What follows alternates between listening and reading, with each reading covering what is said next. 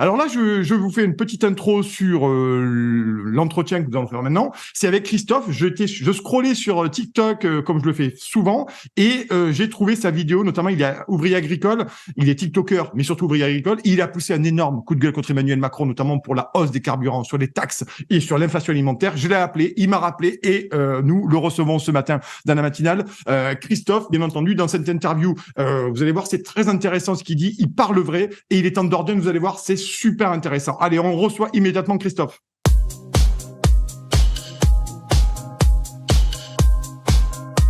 Bonjour Christophe, comment vas-tu? Eh ben écoute, déjà le réveil, un réveil comme ça, un réveil en or avec toi Nicolas, je vais très bien, vraiment très bien. Bon, mais tant mieux en tout cas. Alors, je vais te présenter à nos téléspectateurs parce que moi, je vais beaucoup sur TikTok et je t'ai vu sur TikTok dans une vidéo où tu parles concrètement de la situation économique terrible, l'inflation terrible. Toi, tu es agriculteur et tu prends ça aussi comme beaucoup de gens en pleine face et ça devient de plus en plus catastrophique. Donc, j'aimerais que tu nous donnes rapidement, toi, ta situation. Comment tu vois ça? Parce que tu as interpellé Emmanuel Macron, notamment dans cette vidéo, et pas que celle-ci, mais sur cette vidéo. Et on parlera aussi des agriculteurs, hein, parce que les agriculteurs, il va leur tomber déjà qui sont vraiment absolument concassés avec la mondialisation et l'Union européenne. Là, il va y avoir un problème sur le GNR et tu vas nous en parler. Mais rapidement, toi, ta situation, pourquoi cette vidéo, tu l'as faite, Christophe? Alors pourquoi je l'ai faite? Parce que en fait, moi ce qui m'a révolté, c'est quand je l'ai écouté, le président, je me suis dit à un moment, mince, mais on va pas pouvoir continuer comme ça, c'est impossible.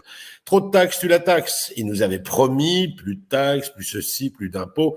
Et aujourd'hui, je vais prendre mon cas à moi. Si j'avais pas assez de réserves financières pour aller au travail, parce que nous, les agriculteurs et les gens qui travaillent en fait dans ce domaine-là, ce qui est compliqué, c'est que quand tu te déplaces, tu vas pas te déplacer pour 1 kilomètre. C'est vraiment beaucoup de déplacements. Et là, le truc, c'est que à un moment, je me suis dit merde, attends. Au mieux de nous raconter du blabla avec les 100 euros. Parce que quand tu regardes bien l'histoire du chèque des 100 euros, on n'arrive même pas à quelques centimes par semaine. Donc, il y a un moment, c'est prendre aussi les gens en otage.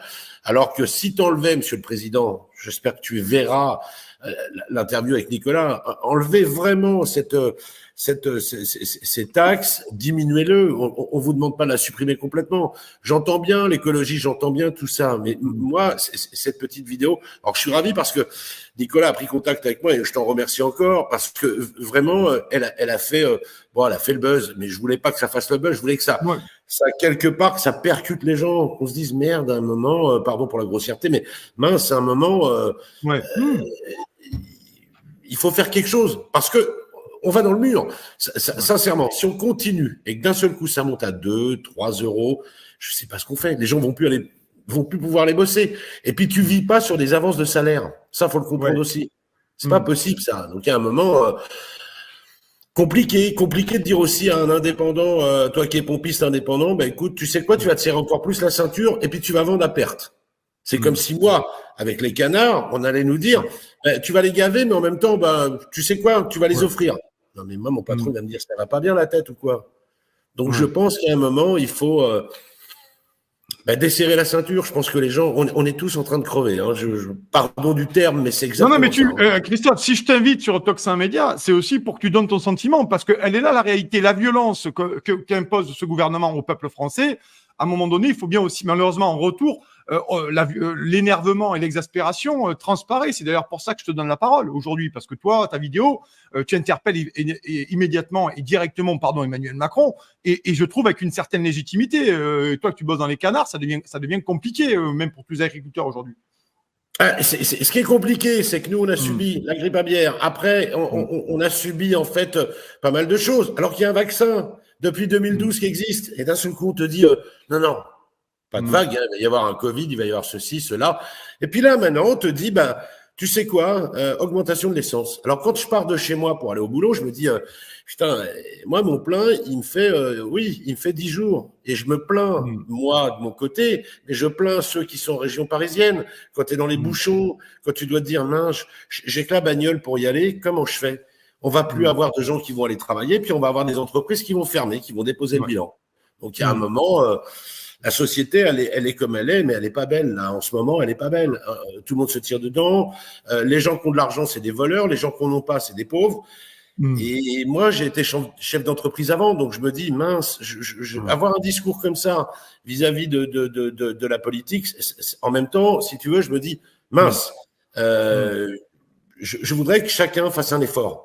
Tu vois, chacun fasse un effort. Parce que en même temps, on peut pas recevoir les grands de ce monde à Versailles, dépenser 6 millions d'euros, et puis dire aux gens, je suis désolé, je viens de dépenser 6 millions d'euros, c'est à vous de vous serrer la ceinture maintenant pour votre essence. Non.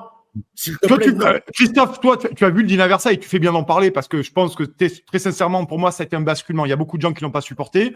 Est-ce que toi, tu l'as vu comme une forme d'indécence, de mépris, de cracher à la gueule des Français? Percez mon expression. Je vais pas dire ça. Je vais dire, d'accord, ok. Alors, je vais dire simplement. Alors, je vais reprendre l'étiquette comme moi j'étais avant chef d'entreprise. Ouais. Je reprends l'étiquette. Maintenant, je suis devenu en fait collaborateur dans une belle entité, une belle boîte humaine. J'en parlerai après. Mais en prenant le titre de chef d'entreprise, eh bien, je me dis quelque part, non, c'est indécent. Pourquoi c'est indécent? Parce qu'en fait, à notre époque, on nous dit nous, serrez-vous la ceinture. On a besoin, le pognon, on vous a lâché, on a fait le quoi qu'il en coûte. Le quoi qu'il en coûte, ça me plaît, quoi. Eh bien, maintenant, eux, les politiques se disent, c'est pas grave, on va quand même manger. Et les autres, ils paieront. Mais moi, je suis pas OK avec ça. J'ai un moment, je suis d'accord qu'on reçoive des princes, des présidents. Des chefs d'État, bien sûr. Des chefs d'État, mais en même temps, on peut faire autrement. On ne demande pas de les emmener au McDo, on ne demande pas de les emmener à la Courneuve, on dit simplement, on peut faire plus simple. Pourquoi on ne l'a pas fait à l'Élysée? Ça nous aurait coûté moins d'argent. Et pourquoi mettre 500 balles ou 1000 balles dans une bouteille? Pardon, mais à un moment, je me dis, mince, j'étais content parce qu'il y a une chef d'entreprise qui a pu gagner de l'argent et c'est une belle boîte justement dans le Sud-Ouest. Elle fait du vin et je suis ravi pour elle parce que c'est une petite parmi tant de petits et en même temps je me dis bravo, ça c'est top. Et en même temps ça me dérange que on prenne l'argent du contribuable pour faire la bamboula alors que moi quelque part on m'a dit Monsieur Christophe, serrez-vous la ceinture. Donc non, c'est pas possible. Ça là-dessus, tu vois, j'ai du mal avec ça, j'ai du mal. Ça coûtait très cher parce que il y avait en même temps la police, les services de sécurité, et tout ça. Donc c'est pas que le prix du repas. Non, il n'y a pas que ça, non. C'est ça, c'est la prestation complète. Tu as des gens qui ont gardé quand même le devant à Versailles. Tu as des gens qui ont gardé les routes. Donc à un moment, on peut pas dire. C'est comme si moi je disais tiens, je vais fêter mon anniversaire au château de Versailles. Vous venez, c'est aux frais de la princesse. Ouais, eh ben oui, oui, effectivement. C'est pas, à mon avis, c'est pas demain la veille, ni pour toi, ni pour moi. Christophe, le temps défile et je vous remercie d'être très nombreux ce matin sur Toxin Média. Je voulais qu'on parle des agriculteurs parce que dans ta vidéo, tu le dis sans le dire, mais tout en le laissant penser. Monsieur le Président, si vous touchez aux agriculteurs, notamment avec le GNR, tu dis, je sais pas ce qui va se passer. Si je sais pas ce qui va se passer. Alors, je vais simplement donner une petite info. Voilà, moi, mon fils travaille dans le pétrole. Il est vendeur dans le pétrole en région parisienne. Et en même temps, pardon pour le. C'est pas grave. Et en même temps, le truc, c'est que mon fils m'a dit, papa, tu sais quoi? Attention, le GNR ne va plus exister. Il va être remplacé par le gasoil normal. Ouais. Je dis, c'est hallucinant. Quand tu vois que le prix du GNR pour les agriculteurs est à 70 centimes à peu près, ou j'exagère peut-être, ou peut-être pas assez. Et qu'aujourd'hui, en fait, on va les faire passer pratiquement à 1,10 € ou 1,15 €. Mais où on va? Tu es en train de chercher la révolte, quoi, monsieur. Ça me gêne. Ça me gêne parce qu'en fait, les agriculteurs te font manger. Toi, Nicolas, moi, Christophe, et vous, le peuple.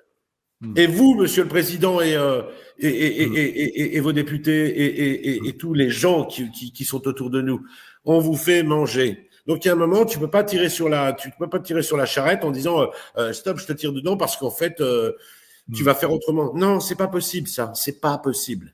À un moment, tu peux pas réduire les coûts, tu peux pas dire aux gens tu vas faire comme ça. Ça ne va pas être possible. Donc, je dis pas que la révolte est pas loin. Je dis simplement faites attention. C'est tout ce que je peux donner comme information. Faites très attention dans les jours à venir. Parce qu'à un moment, il y a les agriculteurs, mais il y a aussi les routiers, puis il y a aussi les gens comme toi et moi. Et puis, à un moment, je souhaite pas. J'ai pas connu les quand il y a eu toutes ces choses en 68. J'avais 5 ans, non 3 ans. Je me dis merde, quoi. Pardon pour la grossièreté encore une fois, mais moi, ça me révolte. On est dans un super pays. la France, on a de belles comtés, on a de belles choses, de bonnes choses, et on est en train de mettre à dos les gens. Et c'est ça qui me révolte, parce que tu as des gens qui ont travaillé pour avoir beaucoup d'argent, et on les met à dos avec les gens qui sont comme moi aujourd'hui, et on leur dit, voilà, c'est à eux de payer. Non, non, tout le monde doit y mettre la main à la pâte, mais en même temps, on ne doit pas non plus nous serrer la ceinture comme on la serre actuellement. Une dernière question, Christophe, et merci d'être avec nous ce matin sur Toxin Media.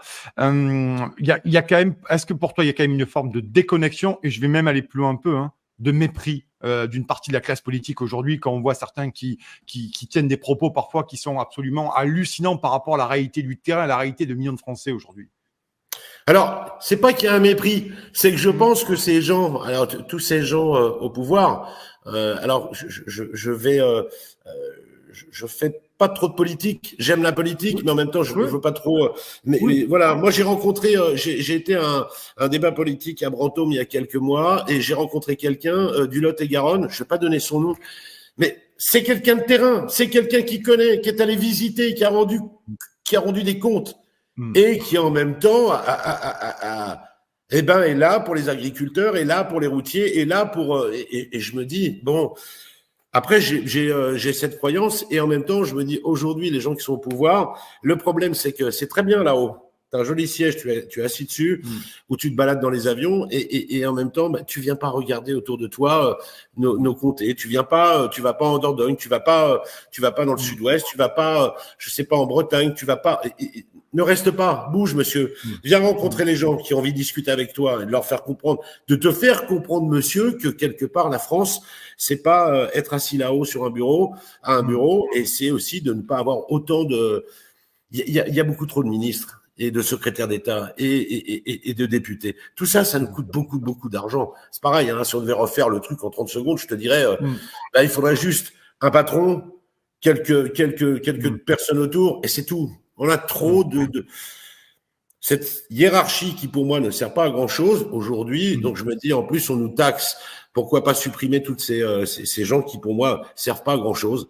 Je serais l'homme le plus heureux si on me disait demain, Christophe, tu t'es pas planté, c'est une bonne idée de dire, on va supprimer les secrétaires d'État, on va garder quelques conseillers. Tu te rends compte qu'ils soient pratiquement 20 pour un bonhomme.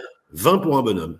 À Macron, et c'est le gouvernement le plus élargi de la 5e. Hein. De toute façon, c'est simple, c'est sans conteste. Voilà. Simple. Donc après, moi, le truc, si j'avais un conseil à donner, c'est... Allez, ça sera le dernier mot, c'est Christophe. J'allais te poser la question du dernier mot de l'interview. Donne-nous, voilà, pour ton dernier mot là-dessus. Alors, mon dernier mot, ça serait écouter Toxin le matin. Ça, c'est primordial. Vous écoutez Nicolas tous les matins, 8h, 10h. Pourquoi c'est important? Parce qu'en fait, il y a des gens comme moi, des gueuleurs, qui en fait viennent échanger avec vous. Et en tous les cas, voilà, moi, ça me fait très plaisir parce que Nicolas... on a un petit peu échangé avant, j'ai raconté un petit peu mon parcours de vie, et je me dis aujourd'hui, je suis même le plus heureux de la Terre, même s'il y a ce problème-là. Non, mais en tout cas, merci. En tout cas, alors, merci pour Toxin. Alors, c'est moi, c'est le vendredi matin, et Clémence Oudiakova, c'est du lundi au jeudi. Donc, écoutez Clémence Oudiakova du lundi au jeudi, 8h, 10h. Et bien sûr, moi, le vendredi, 8h, 10h. Merci, Christophe. Merci, Christophe, de ta venue par nos studios. Apparemment, tu vas être très sollicité dans les prochaines heures, les prochains jours, toi, pour ton franc-parler. Et on te suivra. Oui, on te suivra, bien entendu, on te suivra, et bien sûr, on te réinvitera pour savoir un peu comment ça évolue de ton côté et comment tu vois les choses. Merci beaucoup, Christophe, en tout cas, de ton passage par Toxin Media. Allez, on continue. Oui, Christophe, juste un petit mot, si je peux juste dire aux gens, vous pouvez me retrouver sur TikTok. Nicolas, merci. Je dis sur TikTok, Christophe Digital Dordogne. Voilà, je parle et j'échange avec vous. Eh ben, c'est très bien, oui, effectivement, contactez-le parce que c'est comme ça que j'ai contacté Christophe. Vous savez tout sur Toxin, c'est comme ça que je l'ai contacté ce matin pour qu'il vienne sur Toxin. Bonne journée à toi, Christophe, et à très bientôt. Salut, ciao.